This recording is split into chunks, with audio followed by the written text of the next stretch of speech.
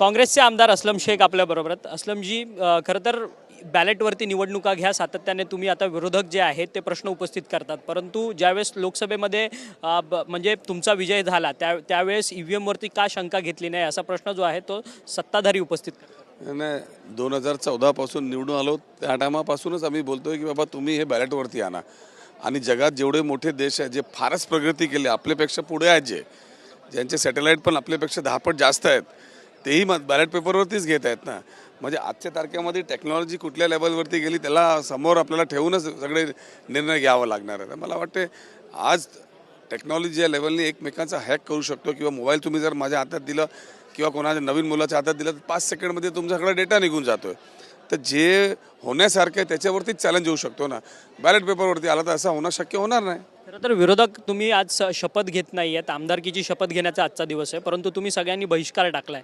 त्या बहिष्कारावरती सत्ताधारी म्हणतात आहेत की विरोधक आता रडीचा डाव करतात आहेत त्यांचा पराभव झाल्यानंतर. आणि आता ते निवडून आले आहेत, ते काही म्हणतील ना.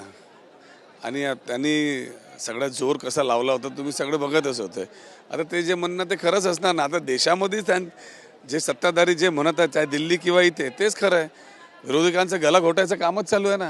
अजित पवारांची 1000 कोटींची प्रॉपर्टी दिल्ली ट्रिब्युनल कोर्टने रिलीज केलेली आहे. उपमुख्यमंत्री पदाची शपथ घेतल्यानंतर ही संपूर्ण प्रोसेस होतात आहे, याच्यावरती कुठे प्रश्नचिन्ह आहे का? आणि अभिनंदन त्यांचं. खरं म्हणजे त्यांच्यावरती जे आरोप लावण्यात आले होते ते खोटंच होतं ना. आता कुठला खोटं होतं कुठला खरं होतं त्यांनीच जबाब द्यावं, ज्यांनी आरोप लावले होते.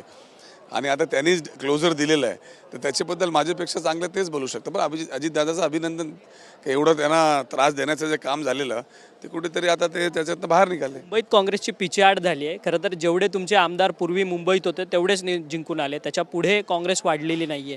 खरं तर काँग्रेसने आता जवळपास 16 जागांवरती निवडणूक लढलेली, 3 ते 4 जागांवरती विजय प्राप्त झाला. नाही, आत्मचिंतन करूया, परत फाईटबॅक करूया, परत निवडून येऊया.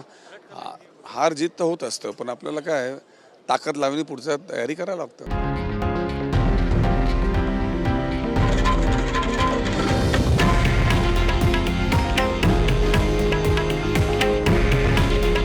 हे आहे देशातील नंबर 1 न्यूज नेटवर्क आणि आपण पाहत आहात TV9 मराठी.